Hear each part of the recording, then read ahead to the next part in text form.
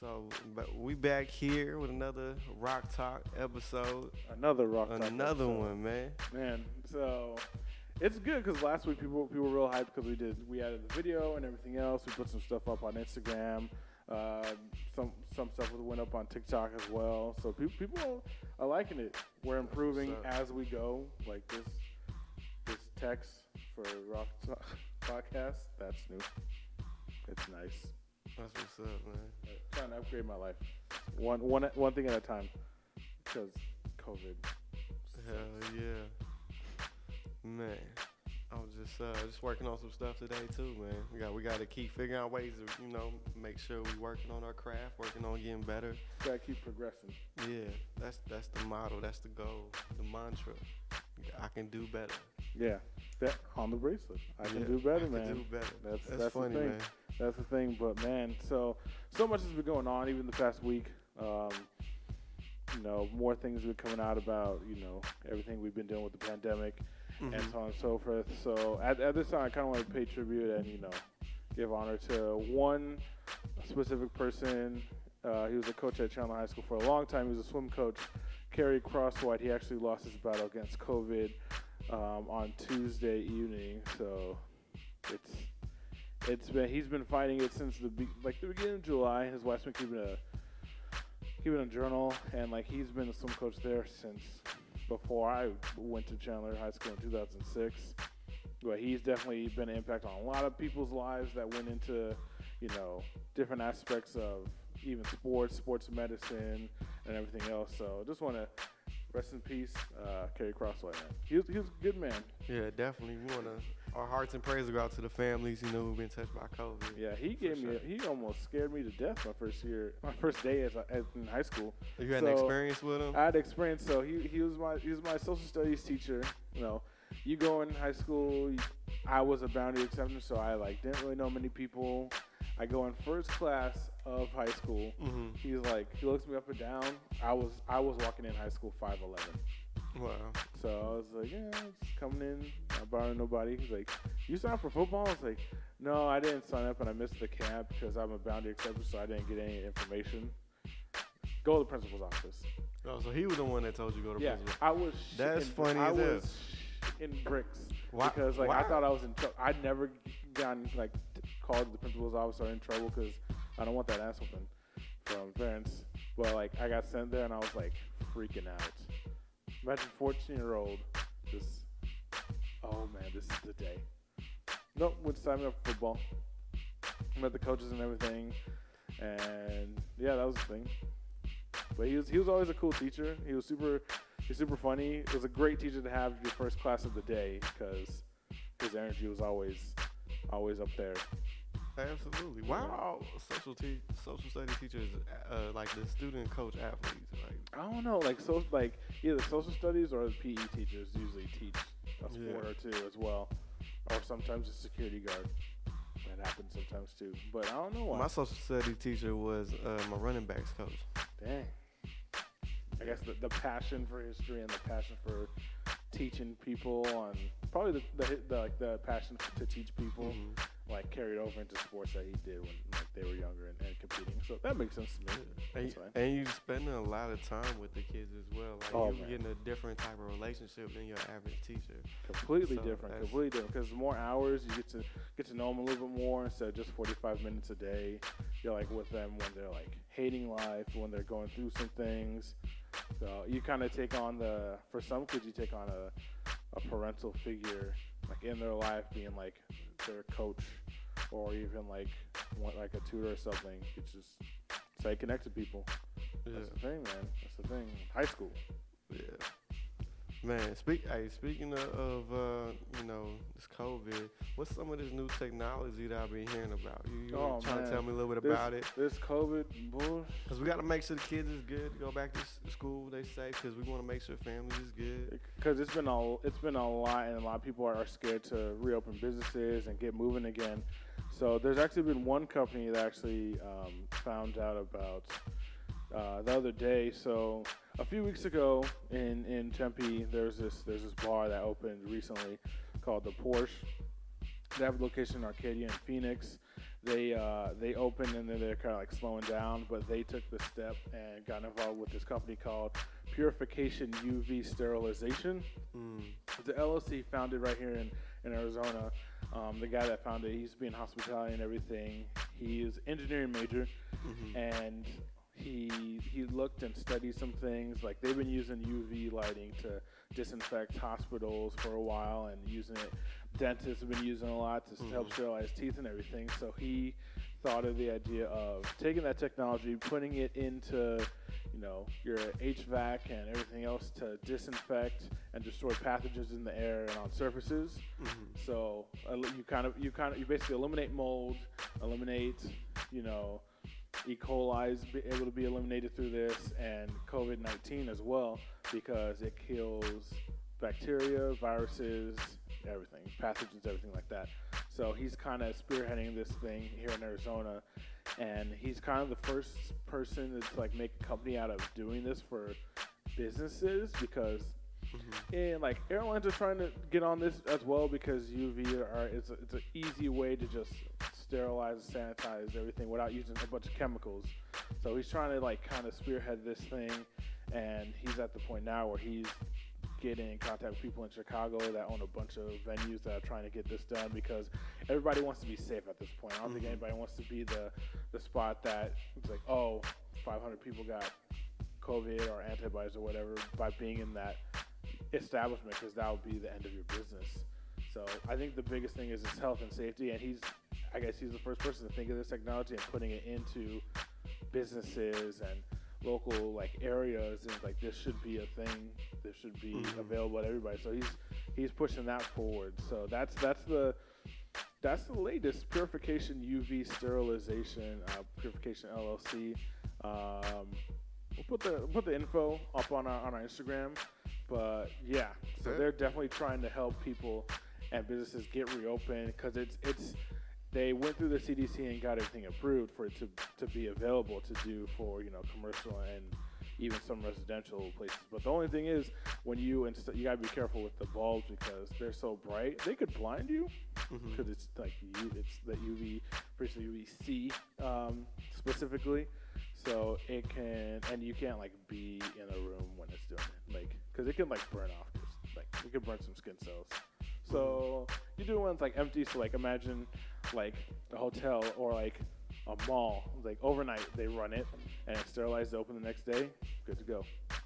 So that could be the future on how we were able to get past this era of everyone has to wear a mask or a face shield. That could be the next like 6 months where this technology is going to be used in different areas, different places. So we're hearing so many different things though, like from week to week, from day to day, so much stuff is changing. I just saw that the CDC director said that if everybody wears a mask for the next 6 weeks, we could drive this pandemic to the ground. Yeah. And so like that, and like you got that, and on top of this UV stuff. Yeah. How do you see that new norm playing out in 6 months to a year? I feel like with the advancements that everyone's really like, unfortunately before this, public health and like sanitizing and clean everything wasn't like normal, but now because of this, I feel like it's gonna be a normal thing for at least, I want to say 3 to 5 years, something like that. But it might become the new norm where the rather be safe than sorry approach is taken, and those places that are like filthy are just gonna get closed down and never open again, lose a lot of money in the process. So I think at this point, the new norm, probably for the next, hopefully it'll be over by maybe Halloween. Like the idea of having to wear masks will be gone. The idea of having to worry about face shields and everything will be gone. 6 feet, not sure. The one thing that I do like, limited capacity at certain places, because lines are way shorter, wait times are way shorter. They're able to be more efficient and more consistent, because imagine if you were to go to like Disneyland, like back in the day, like 2 years ago you went to Disneyland 4th of July. It's packed as shit. It's hot, it's summer, everybody's close together. Wait times 45 minutes, an hour, maybe 2 hours. Now that's not even the case. Disney World opened and they had like 5-minute wait times for some things because they limited the capacity to a point where everything was moving, everything was good. They were sanitizing, clean everything, and like I feel like that makes the day more enjoyable because I feel like that's the biggest thing people hate about going to a theme park or amusement park, the wait. Yeah. And like you can imagine that even in like I would say like Black Friday, but Black Friday's not really a thing anymore like it used to. Like going to school, going to your favorite food place, favorite restaurant, like, oh, we're packed. Yeah. But then they'll get to the point where, oh, just make a reservation. You can come in this time. You'll be served guaranteed. They can get to that point where we're even more efficient because everything's on a reservation or, check-in kind of framework. That's what I hope for. Because it's funny because now, like, the Department of Transportation, now all the shit's online now. Before you had to go down to the damn DMV and wait in that long ass line. Not no more. Everything's online. That's crazy. Like now you gotta wait for it's gonna be loading. It's like, oh, you're done. It'll come in the mail in 7 to 14 business days. Like, it's like, why couldn't you have done that before? Like, what's so hard about this process? Because you go there and you still have to wait 7 to 14 business days when you go in person to get your shit back. Man, it's like, I can just do it online. It's like, see, this is why the internet was invented. We're trying to be faster, more efficient. Shit. Yeah, you're talking about like places with large crowds, and one of the things that's coming back, or they're trying to come back, is the NBA and the NFL. Right. And we know that the NBA is coming back. The things that they're doing, protocol wise, and one of them is keeping them inside this bubble. Right. Trying to keep everybody who's in there, they can't leave. It sounds so. I heard Drake's coming in the bubble. Probably. I wanted to. I heard he hasn't. Yeah, of course with the Raptors. He always with them. I feel like he never leaves. I'm surprised he hasn't made like a whole soundtrack for their games yet. For real. Whatever. But like I feel like it kind of reminds me of like the movie from I think it's the early '90s. It's called Biodome, where these two surfer guys were inside of a biodome and they were just shenanigans ensued. But it could be okay, I guess. It could be terrible. They're gonna COVID. Sorry. They're talking about like changing out jerseys at halftime. Like there's different things. Eventually you want to get to a point where you have people in the stands, but imagine playing with no people in the stands. Like there's gonna have to be a transformation of the experience. Yeah. It's gonna have to be more virtual, like giving people seats virtually into there, something with that. But also I feel like more entertainment is gonna be involved. We might see some like backstories. It might turn into like The Voice, go more into backstories of the players and stuff like that. We're gonna hear some more trash talking because ain't no time. Experience. See, coronavirus. No, I'm playing. Oh man.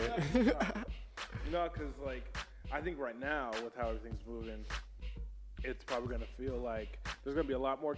I feel like there might be more cameras or a lot more GoPros or like body cam stuff like that to get people more in-depth like views and whatever to make them want to watch the games because watching any kind of sporting event without fans is a drag. Like it's terrible. Like watching wrestling without a crowd for like the few months they did it was like this shit's whack. Turn it off.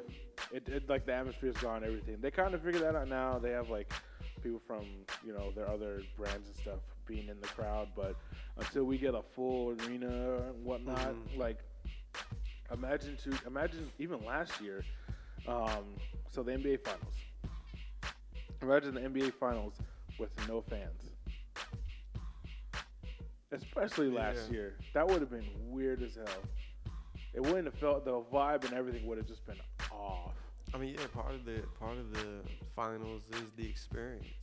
People going and paying the money to go out there and experience it, whatever it has to offer. So I feel like it might be a point where they might come up with more subscription models where it's like you get this exclusive content. They might try to do more documentaries or whatever, but they're definitely gonna probably have to get more content to get people more invested in the NBA somehow. I don't know. Okay. Well, I've been watching this podcast. It's really interesting called I Am Athlete. It's with some NFL players, former NFL players. You got Reggie Wayne, Fred Taylor, and Brandon Marshall. Real, goats of the league, all in their own right. They did their thing, and they're talking about football. And one thing they mentioned is the companies losing money, and where the NBA and the NFL differ is the NBA is guaranteed money, where the NFL they put the stipulations. So what they're saying is like you could potentially, we're not gonna pay you as because of the circumstances of this year, we're losing money, so we're not going to pay you what we should be paying you in your contract. Ooh. When the NBA is not like that. I think the MLB was like, hell no, we're not doing that. Well, they had a players union, and they were like, y'all better figure this out, otherwise we ain't having no 2020 season. They were about to not do a season. There's still players opting out of doing this season for the MLB and NBA. There's probably going to be players opting out of the NFL. Come probably next month. You might hear about a few players not wanting to do it. Especially players that have kids or their wife's pregnant and stuff like that. They might be like, I'm not going to sacrifice the safety of my family. A lot of them take care of their family too, like their mother, grandmother. Yeah, elderly family members. So that might be a no-go for some people. It could be bad, but it could be an opportunity for some of these younger players straight out of college to really shine and change the game up a little bit. Make it maybe a little more fast paced. Maybe, I don't know. Yeah, I think one thing that they were talking about too is that in the NFL the superstars are like the quarterbacks, and there's a representation issue with being there's not as much black quarterbacks, and then the stereotypical ideas of why that is that's been perpetuated through the league. There's not enough representation in the coaching staff as well. And so the unions, there's nobody stepping out in front, where you have LeBron stepping out in front. Right. And, he's the voice, he's the person who's the head of their union. And they really don't have that in the NFL. It's kind of like, man. A lot of people thought it was going to be Cam Newton, but nobody knows. It's been a shakeup as of late because of everything that's happened. But who would be that next player? Who would be that quarterback? Because the team usually relies on a quarterback. If you're a safety, it was sit your ass down. You're just a safety kind of thing. Mm-hmm. The quarterback's supposed to be the man, but we don't have that much variety in quarterbacks.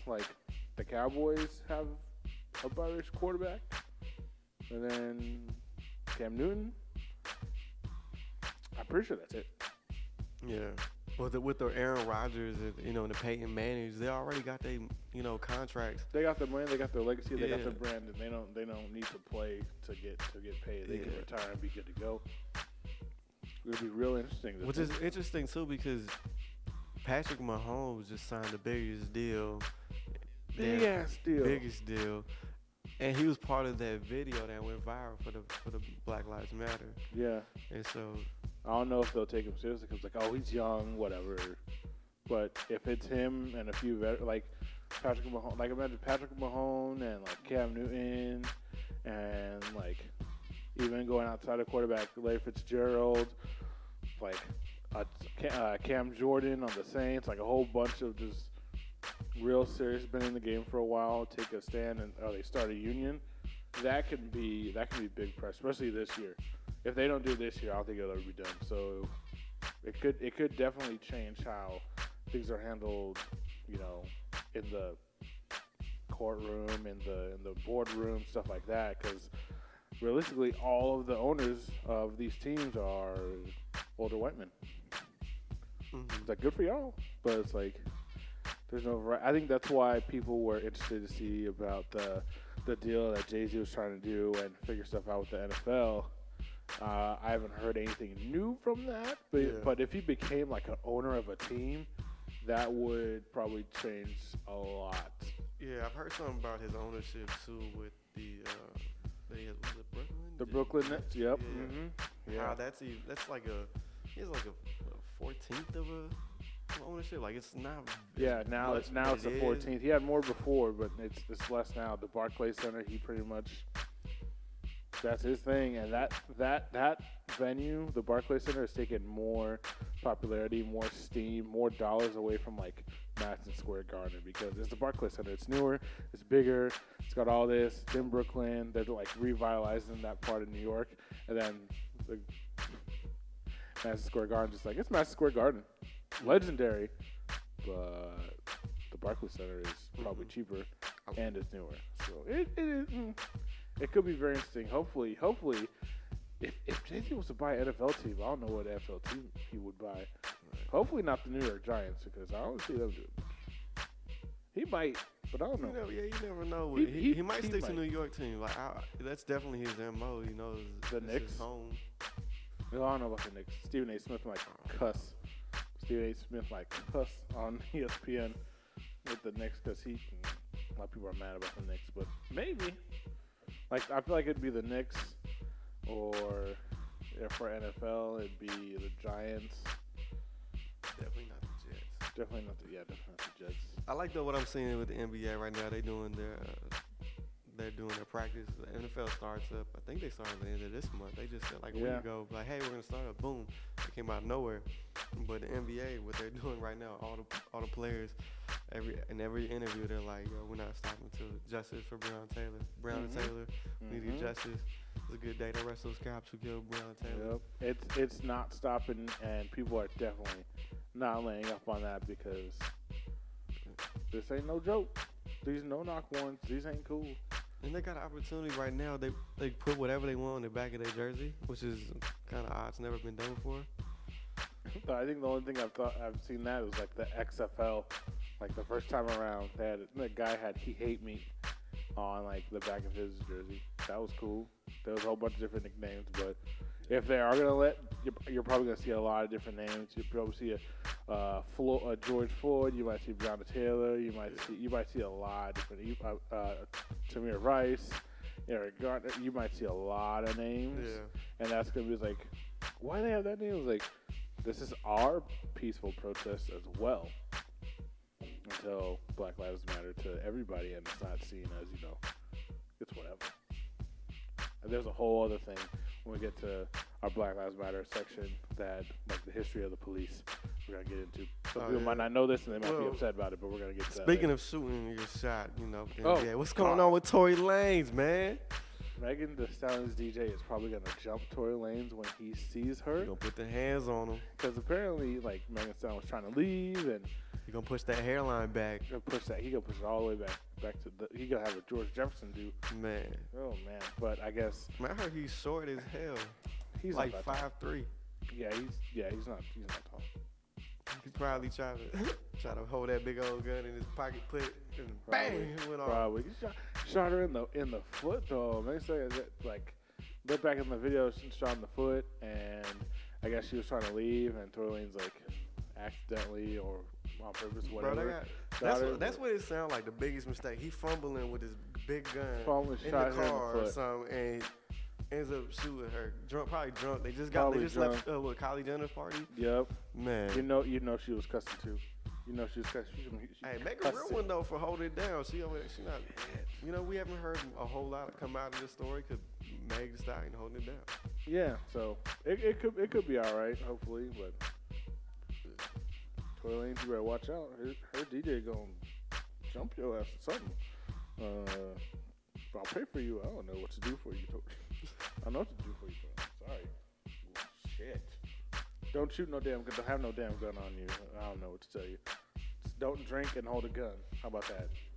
Make better choices, damn it. I can do better. Yes. Live by that. Put it on a shirt. Fuck it. Put that shit on a shirt.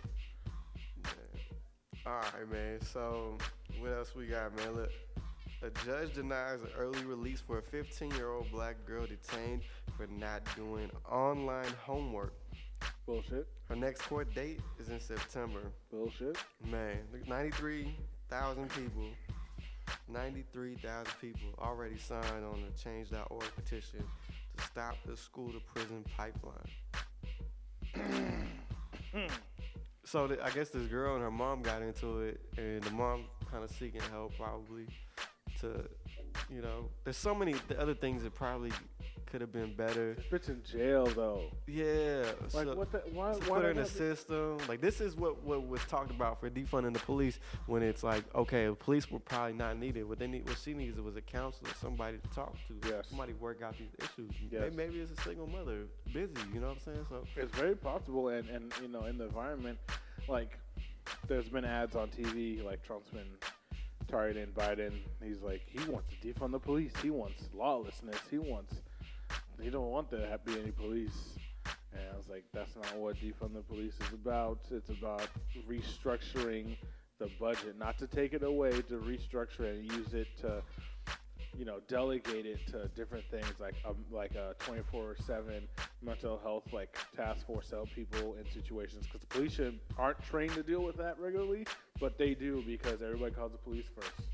Like, so that's where the defund the police thing really is. Restructure the police, trying to help, you know, back to the community, help get the community and the police on the same page, where it is a community and not a people versus the police situation, like it has been for so damn long. And even when, like, the history of the police force, originally the police force, but policeman was meant to find and capture runaway slaves. That was how it started. And ever since then, nothing has really changed. They haven't restructured anything. So the criminal justice system is always about, if you think about it, if you want to take it back, like the criminal justice system is about capturing runaway slaves. yes. That's the target. Nothing has been reformed in the criminal justice system. That's why so many times you hear about, especially lately, so many people, Meek Mill, Kim Kardashian went to law school and is trying to help people with their cases about, you know, criminal justice reform, because it has been so ass backwards that nothing has changed, and they're trying to change it because they have kids and they know, like, if my kid gets it, what the hell? Like, it's unfair, it's not right, so people try to change it. It's gonna take some time, but it's gonna get done in their time. And that just makes me think of the antics of our good sir Kanye West that we've seen recently. Have you seen the larger clip than what's been cut down and been distributed? Oh man, he's not. We know he's bipolar, and like the mental health is a thing. He's not doing well, and it's real sad watching him have this breakdown in front of the world at this time because of everything that he said and put out there. Yeah. Like, if he never said he was running for president, it'd probably be a little bit easier, but because he said that and all the eyes are on him, everybody's talking about Kanye West right now. More than ever before, I would say. Even more than the Taylor Swift shit that happened in, like, 2008. There's a few different, like, you know, points of injection that are falling back on him, and it's like you said, the presidential run. Also, is he dropping music? Is this antics for music that we've been seeing him do? Right. He's dropping that album, Donna, for, it's basically dedicated to his mom. And a lot of people, including me, feel like ever since his mom passed, he's been struggling mentally to cope with everything, and as his mental health in general.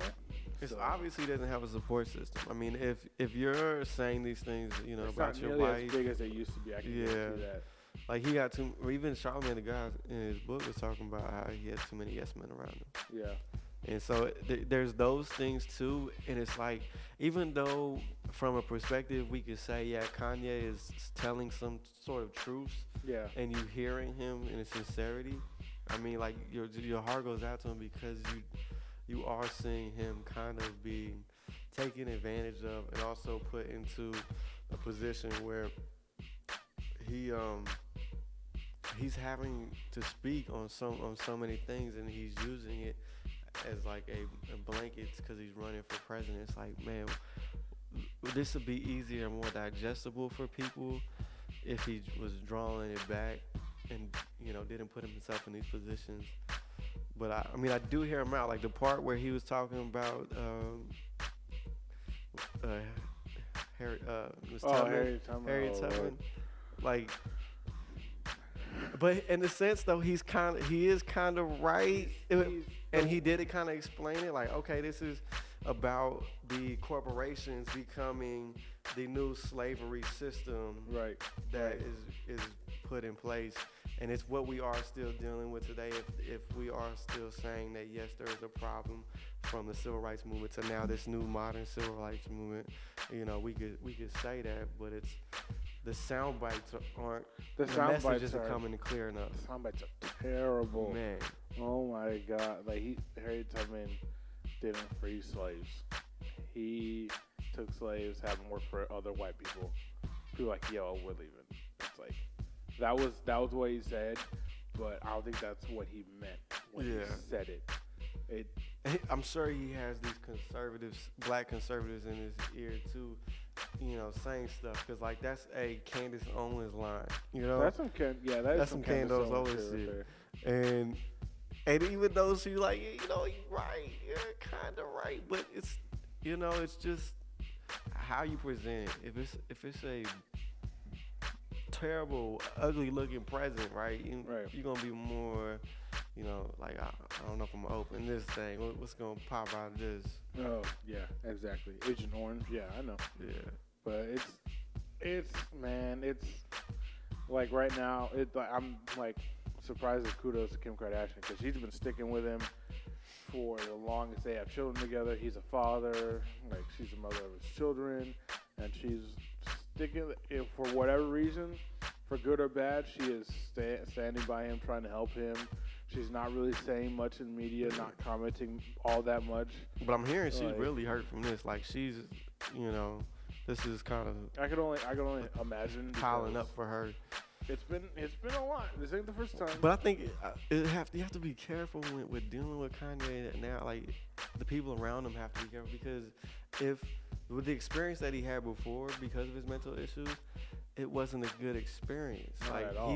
He has PTSD now from that experience, because they are putting him in a jumpsuit. They are injecting him with these meds. So it's like you could push him down further into his ideas and his beliefs that they're trying to get him.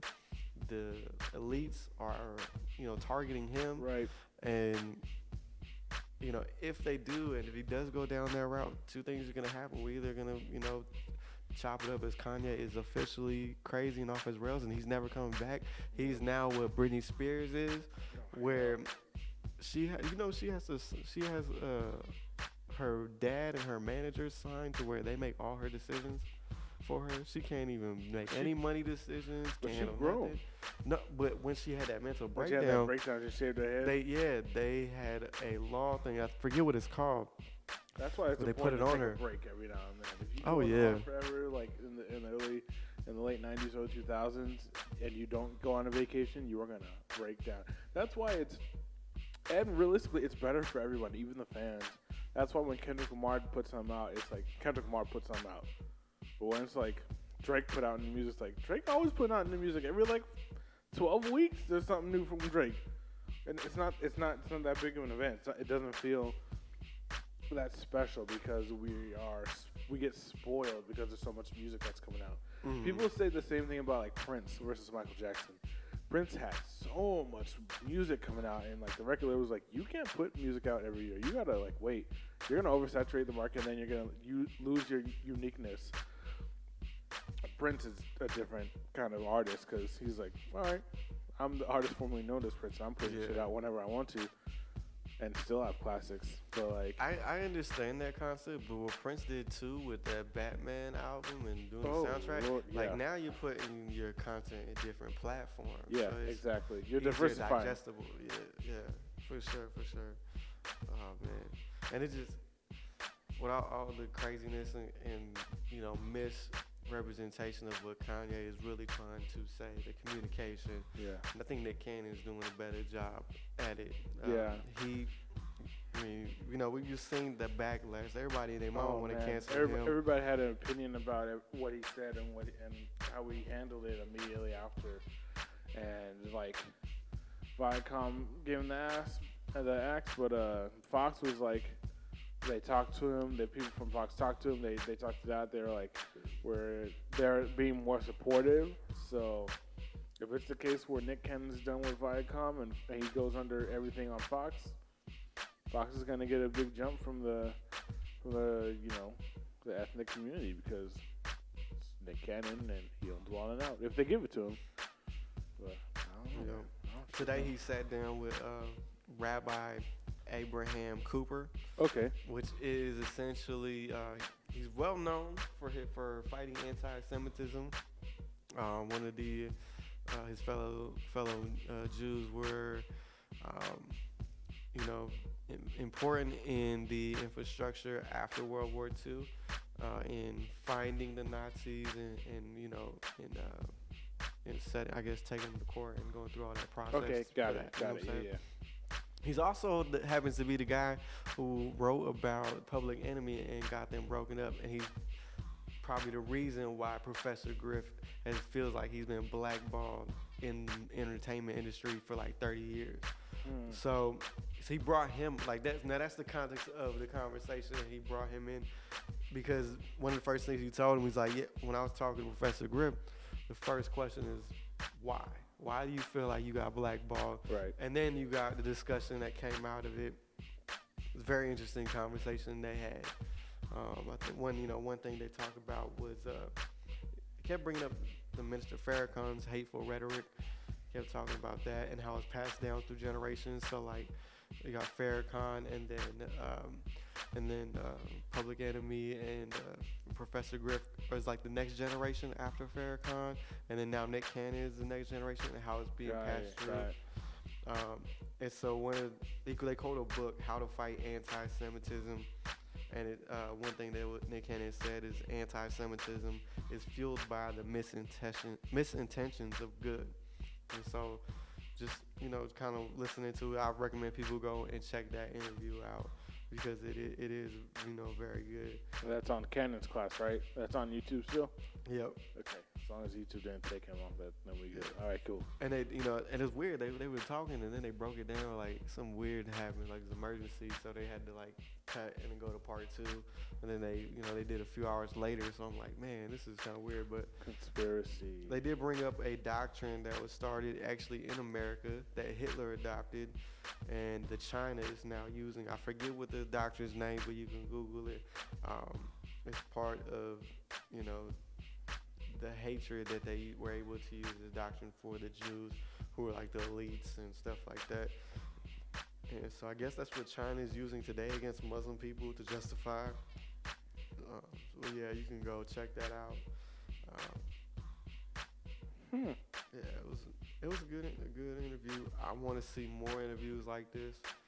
The question that's still not being answered though is, who is the original tribe of Judah? Who are the original Hebrew Israelites? Right. Are we invested in that? There's gonna have to be some digging. Yeah. And people just living in their truth about that, because it's our history. There's parts of our history people don't like to talk about. That's one of them. That and the American history of slavery and oppression. People don't like to talk about that either. That's very real.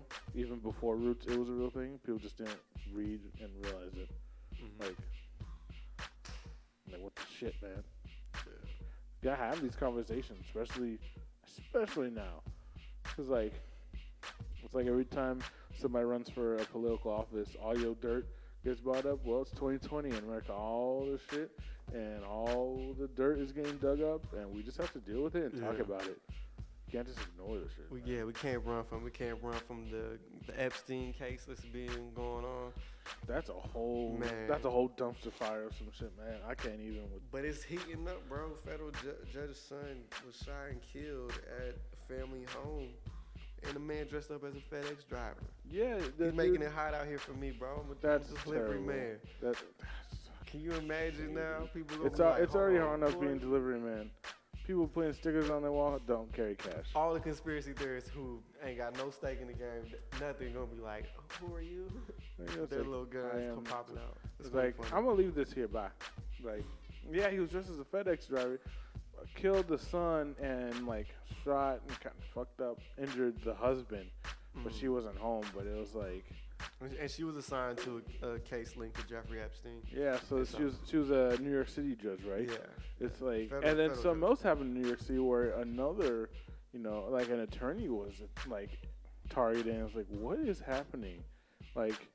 New York and our justice system, it's like, yeah, it just revalidates that we need reform in our criminal justice system, because people are getting paid, people are getting a payoff. They don't end up going to jail, and there's people that are going to jail for 25 to life for something that is the same level of severity as a kid stealing some candy from the corner store. Like, one person. We got to get to the bottom of how these pedophiles been getting off, bro. Like, less time than bro from down the street who's just selling little bags of weed, man. Like, what's going on? Weed, the most natural drug that the government is now making profit off of. Like, come on, man. I predicted this in like 2006. I was like, they're gonna start, like, watch, they're gonna legalize it and tax it and make money off it. What I say, it happened. Yeah, but even with all that, and the idea of the idea of still having to fight for these things, it's like, shit, what year is it? We've been going at this. We've been trying to get this right, and some people are giving up. Some people are quitting because it's like it's been so long. Especially imagine like our parents' generation or our grandparents' generation dealing with this stuff. They're like, I'm tired. I'm sick and tired of seeing it, hearing it. I don't want to hear it no more. Mm-hmm. Like, yeah, we are literally living it though, because like 20 to 35, we are living it. To 45, even like, we can't skate around. We have to face it head on.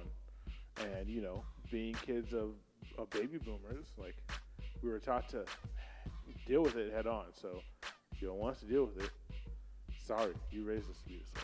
We're gonna fight for what we think is right. And when change comes, and it will, we'll talk about it, and we'll talk about how everything's better now. It's gonna take some time though. It's gonna be like pulling teeth from a little kid. They don't want you to pull his tooth out, but we got to wiggle that thing out, and it's like, oh, look over there, eat. All right, it's done. You're not bleeding. We fixed it though, but 5 minutes beforehand, he's crying, freaking out, doesn't want to do it. You have to pretty much hold that nigga down. It's like, calm down, okay? It's gonna be fine. Oh wait, look over there. Yeet. Got to pull that tooth out. You will deal with that later. Man, I'm having to deal with it now. Trying to brush her teeth. 2-year-olds trying to, let me get in there. No, open your mouth. Open your mouth. You like, I'll tell you how to fix that. An easy way to fix that is like, okay, it's like, just go on YouTube, find just nasty teeth videos where like teeth rotting out. There's like worms and stuff like that. Like, this is what happens when you don't brush your teeth. Scar 'em for life. She's 2. Like, you think she gonna? I know. You think she gonna? They gonna know. She gonna know that that's nasty. She been talking like sentences. We've been having conversations. It's kind of weird. Like, she's gonna know. She's not really saying words, but she's kind of saying a word. She understands though. She's not able to articulate what she wants, but she can understand you and what you're saying. So you'll be fine. Yeah, no, you should actually like, I need to brush my teeth. Yeah, you better brush your teeth, because if you don't, you're gonna be looking like this with worms and a whole ecosystem and climate change all in your mouth, in your crevices. Gotta be real with the kids sometimes, especially when it comes to hygiene and how to take care of yourself. Like, if you don't take care of yourself, you're gonna be in this realm of nastiness. All this. Please wash yourself and clean, and after that, do what you want. So the moral of this episode is, I can do better. I can do better. Yes. Wash your ass, brush your teeth, floss, and you will make it to the top. Yep. And in the words of Sam Cooke, the change is gonna come. Change is gonna come. One day at a time. One day at a time, for sure. Just like with everything happening, changes for everything, every aspect of life. People still trying to figure out what's gonna be going on with schools. Some people are still not sure if they want to send their kids to school. Some parents need to because they have no choice, because both parents are going to be working full time. They have to send them to school, and got to do. Some people are moving here and it's just them. They don't have no family to help support them, so they have to send them to school. The best thing we can do is prepare them, wear masks, face shields, follow the rules, and it'll be fine. But it's gonna take some time. Hopefully by, the spring, everything will be kind of settled down. COVID-19 will be a thing of 2020 for some damn reason. But hopefully, it'll be okay. I'm just going to keep praying on it. I feel bad for any high school senior that was involved in any sports or anything, because high school football is pretty much going out the window for this year. And all the fall sports, swimming, marching band has been getting wiped out clean. Baseball is pretty much getting wiped out clean. So it's like they're trying to figure out what they're even going to do. Like the idea of not having a homecoming for some kids is like devastating. The idea of kids not being able to, you know, enjoy football games with their friends on their senior year, stuff like that. And I'm sure it's going to one by one. We're gonna see some drop-offs with high school seniors just quitting school and going into the workforce. I feel like that might be a thing that happens because I'm sure there's going to be a lot of kids like, this doesn't matter. I don't need to worry about my senior year. I'm just going to go work more hours, make more money, and it makes it difficult too for the recruiting process. Like, how are you going to be recruiting these people, you know, for whatever sport or whatever, you know, thing they do on the side that helps them get to the next college level? And it's like, man, this is putting a real strain on. There's only going to be so much that you can gauge off of videos and like doing a video chat or whatever. You need to see them in person in a game to know how they function. You need to see them in their element, working hard, you know, in the heat of battle before you want to pick them 100%. Like Last Chance U. That another season of Last Chance U is coming back on Netflix. Okay, that show is real good because like junior college kids trying to get to Division I, trying to go pro, stuff like that. They're like on their last. That's a dope. That's over there in Kansas where I was at, man. Like, oh yeah. It gives you a perspective of what college is actually like for 90% of the colleges out there and the athletes who aren't these big name schools. These big names. It's not like that. Like, this is not Notre Dame. This ain't Duke. This ain't UCLA. This ain't Berkeley. This is welcome to Missouri. Welcome to small town. town. This is the only thing we got. Everybody's here for the football team. So it's like, it's that exposure of like, this is real. Did you see the QB1 though? QB1 with the dude from Arizona. Yep, I did see QB1. That's a good one too. But you know, all this content, we're getting all these documentaries and seeing different aspects. I think it's helping people understand each other more. Yeah, I think that's the best thing that can come out of this. We're able to understand each other, sit down, have conversations like this. Because of, you know, everything we had last week with the podcast going on video and stuff, people have been kind of reaching out. They want to get involved because some people want to be guests. They want to talk about certain things that have been happening. Some people want to come and promote their brand. Totally fine with that. Come promote your brand. Hit us up, man. Promote your brand. Promote your ideas. Our channels. Yeah. Just hit us up. We got RokkSquad. We got LoopGuapo. We got DJ Rokkwilder. So on Instagram, Facebook, hit us up. It's all good. Yeah, we got RokkSquad at Gmail too. You want to send us an email? Yeah. Last Dance is on Netflix now. Go check that out. Netflix. Some people, one of the guys I know, he's like, I didn't watch it until now. I was like, you are going to have your mind fucking blown because they go in depth for real, and you understand what Michael Jordan went through, Dennis Rodman, Scottie Pippen, Phil Jackson, the city of Chicago, everything. You're gonna understand. What it was like to be a basketball player in the 90s. And what it was like to be his teammate. Oh, yeah. They did a great job with that, too, because, you know, who's his name? Sean Kerr? He went through so much, and he was like, you know, he was a replacement. He's like, you know, he wasn't sure. Michael Jordan was a jerk, and then he began to trust him. Michael Jordan got in a fight with some dude. So it was a lot, and it's just like it's a lot of perspective. Goes into his gambling. But it's like he's all about winning. He never cheated to win. He was just real smart and really damn good. He was competitive, bro. And I feel like he was even better when he came back to basketball after he took the year off to do baseball.